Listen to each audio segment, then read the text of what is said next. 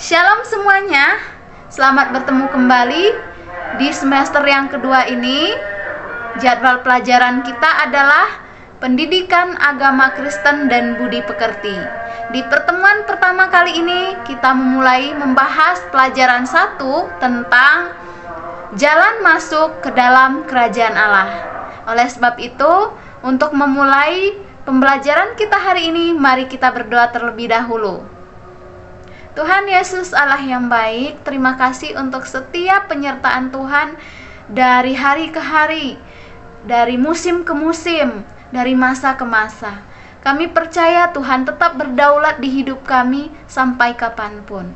Kiranya kami hari ini memulai semester kami yang kedua ini, Tuhan juga tetap menyertai kami. Berkati kami Tuhan, sebentar lagi kami akan belajar tentang kerajaan Allah, jalan masuk ke dalam kerajaan Allah. Tuhan tolong pimpin kami supaya kami mengerti apa yang dijelaskan, dan ini menjadi bekal untuk kami dalam kami berkehidupan setiap harinya. Tuhan pimpin kami, Roh Kudus tolong kami dalam setiap keterbatasan kami. Engkau yang memampukan kami. Di dalam nama-Mu Tuhan kami Yesus Kristus, kami telah berdoa dan mengucap syukur. Haleluya. Amin. Baik.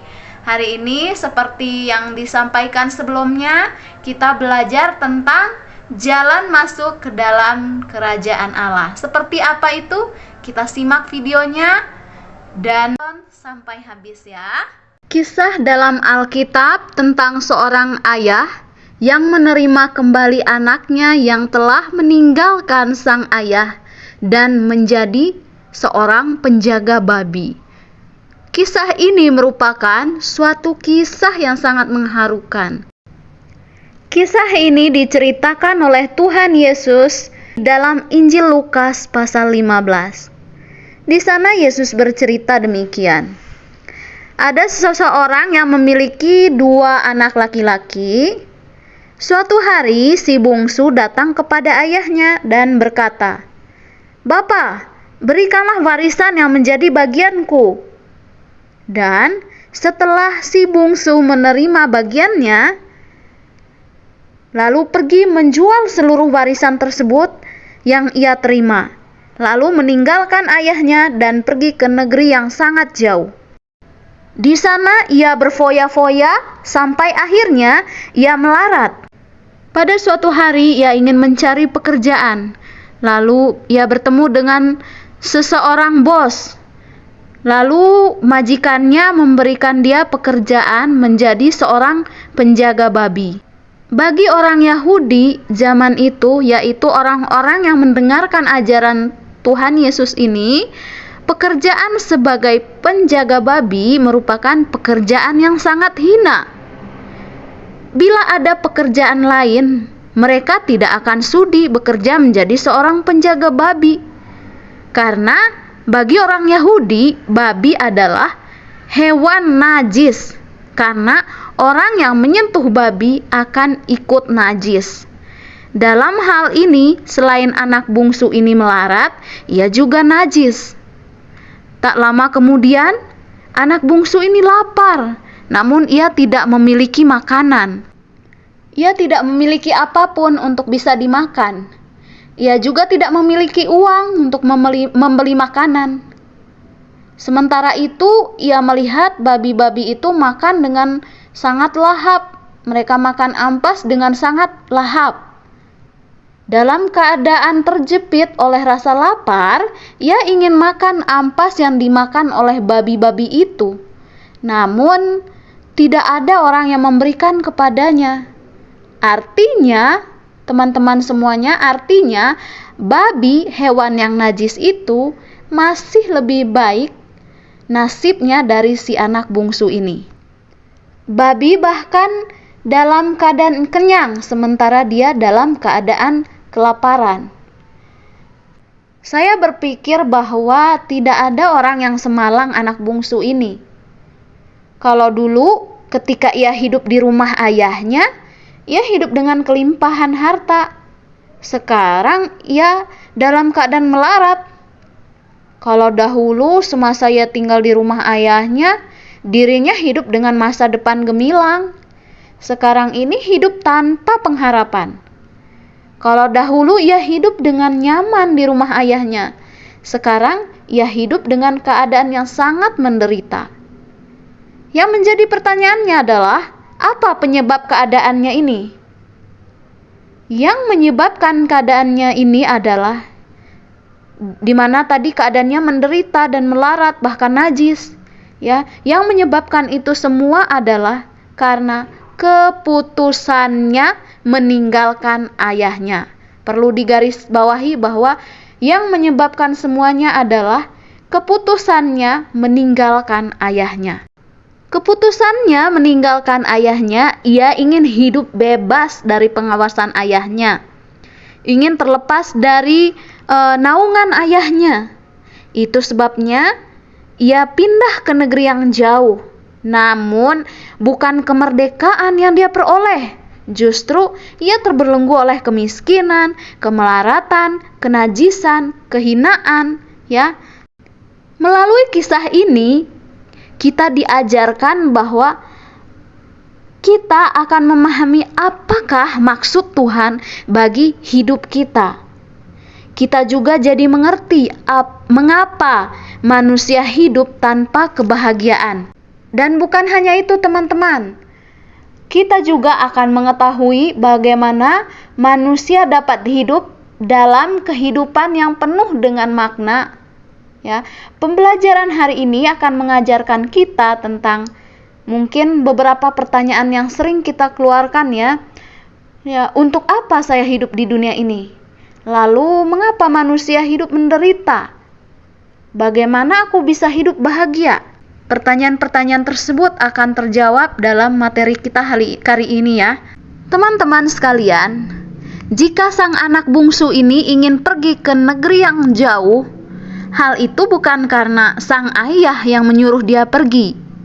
Artinya, sang ayah menghendaki agar sang anak terus tinggal bersamanya dan berada dalam naungannya. Keadaan ini menggambarkan maksud Allah bagi manusia, yaitu agar kita tinggal bersama dengan Allah, hidup di bawah otoritasnya, atau dalam istilah Alkitab yaitu hidup dalam kerajaan Allah. Lalu apa yang dimaksud dengan kerajaan Allah? Atau yang di dalam Injil Matius seringkali disebut sebagai kerajaan sorga.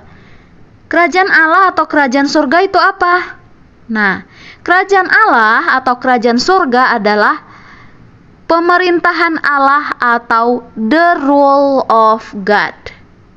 Pada zaman dahulu ada sistem kerajaan monarki absolut yang bercirikan raja adalah pribadi pemegang kekuasaan tertinggi. Perkataannya adalah hukum yang harus ditaati oleh seluruh warga. Oleh sebab itu, kerajaan Allah artinya pemerintahan Allah. Allah lah yang jadi pemerintahnya. Nah, jika seorang atau jika manusia hidup dalam kerajaan Allah, maka ia akan mengakui bahwa Allah adalah pribadi utama yang berkuasa dalam hidupnya. Apapun yang diperintahinya akan dilakukan. Itu sebabnya jika Allah memerintahkan jangan mencuri, berarti rakyatnya nggak boleh mencuri. Jika Allah memerintahkan jangan berzina dan sebagainya, berarti secara otomatis rakyatnya tidak boleh melakukan hal tersebut. Singkatnya, ia harus sepenuhnya hidup di bawah penundukan, menaklukkan diri sepenuhnya di bawah pemerintahan Allah. Kembali kepada kisah anak bungsu tadi, ketika ia di rumah ayahnya, ia berada di bawah naungan ayahnya. Maka ia hidup tidak berkekurangan atau bahagia. Begitu pula dengan manusia, bahwa bila ia berada dalam kerajaan Allah, ia harus bersedia mentaati perintah-perintah Allah dan menjadikan Allah sebagai raja. Di dalam Roma pasal 14 ayatnya yang ke-17 dikatakan bahwa Kerajaan Allah bukan soal makanan dan minuman, tetapi soal kebenaran, damai sejahtera, dan sukacita oleh Roh Kudus. Singkatnya, hidup dalam kerajaan Allah adalah hidup penuh bahagia dengan penuh makna. Asalkan dia memiliki prinsip tadi, kebenaran, damai sejahtera, sukacita oleh Roh Kudus. Singkatnya, hidup dalam kerajaan Allah adalah hidup penuh dengan bahagia dan penuh makna. Nah, adik-adik semuanya, teman-teman, jika ada orang bertanya, untuk apa manusia hidup? Singkat saja jawabannya, untuk hidup dalam kerajaan Allah, hidup mentaati Dia, memuliakan Dia, dan menikmati semua kebaikannya. Nah, lalu bagaimana keadaan manusia yang hidup dalam kerajaan Allah? Mereka memiliki relasi yang akrab dengan Allah, hidup dalam kebahagiaan, karena mereka hidup dalam kebenaran, damai sejahtera, sukacita oleh Roh Kudus. Kebahagiaan ini, teman-teman, tidak bisa diperoleh melalui materi, seperti kekayaan yang melimpah. Kalau ini merupakan rencana Allah bagi manusia dan untuk hidup dalam kerajaannya dan mengalami kebahagiaan, mengapa manusia dalam penderitaan tanpa kebahagiaan? Jawabnya, karena manusia telah meninggalkan kerajaan Allah sama dengan tindakan si anak bungsu tadi. Pemberontakan manusia inilah yang disebut sebagai dosa. Dalam Roma 3 ayat 23 mengatakan bahwa realita dari dosa adalah semua manusia telah berdosa. Manusia juga telah berdosa dari dalam kandungan ibunya. Jadi sejak kapan manusia berdosa? Sejak dari dalam kandungannya, menurut Mazmur 51 ayatnya yang ke-7.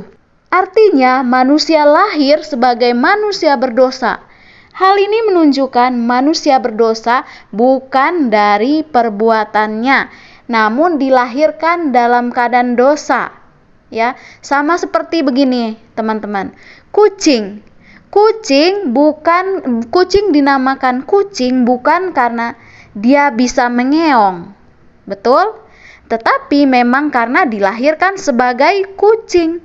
Kucing tanpa mengeong pun dia disebut kucing karena dia dilahirkan sebagai seekor kucing. Itulah tadi artinya manusia lahir sebagai manusia berdosa. Nah, adik-adik semuanya, keadaan manusia di luar kerajaan Allah ya. Inilah keadaan anak bungsu yang telah melakukan pemberontakannya. Dia berada di luar rumah ayahnya, berada dalam keadaan menderita, di kandang babi, dan dalam keadaan najis. Keadaan menderita karena kelaparan, bahkan ia hampir mati karena kelaparan. Demikian juga manusia keadaannya di luar kerajaan Allah, ia akan berada dalam kerajaan maut atau penderitaan, terpisah dari kehidupan, dan hidup tanpa kebahagiaan, mengalami kebinasaan kekal setelah ia meninggal dunia. Berikutnya kita masuk tentang kesia-siaan usaha manusia. Tentu dalam penderitaannya, manusia ingin dan berusaha melepaskan diri dari dosa dan hukuman dosa yang menimpa dirinya. Ternyata usaha manusia tersebut sia-sia. Adapun cara manusia untuk menyelamatkan diri dari dosa, misalnya berbuat baik atau beribadah. Nah, berbuat baik dan beribadah inilah yang disebut dengan amal ibadah.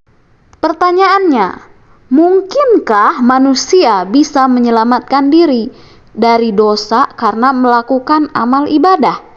Tentu tidak. Amal ibadah manusia tidak akan mampu menghapus dosa manusia. Kita bisa membacanya dalam Yesaya 64 ayat 6. Allah menganggap kesalehan manusia seperti kain kotor. Namun perlu digarisbawahi bahwa bukan berarti manusia tidak perlu beribadah atau berbuat baik, bukan gitu ya. Namun hal ini menyadarkan manusia bahwa manusia semuanya tidak bisa menyelamatkan diri dari dosa dan hukumannya. Dengan melakukan amal ibadah pun tidak bisa menyelamatkan manusia dari dosa dan hukuman dosa. Atau dengan melakukan amal ibadah juga tidak dapat membawa manusia ke dalam kerajaan Allah. Bagaimana manusia bisa selamat dari dosa dan hukuman? Ya, kembali kepada perumpamaan anak bungsu tadi, ketika yang bersangkutan sadar akan kemalangan dirinya karena telah memisahkan diri dari ayahnya, ia mengambil keputusan untuk kembali kepada ayahnya. Ia hendak memohon pengampunan kepada bapaknya. Ya, keputusan ini sangat tepat. Demikian sang ayah melihat anaknya dari jauh, bawa anaknya pulang.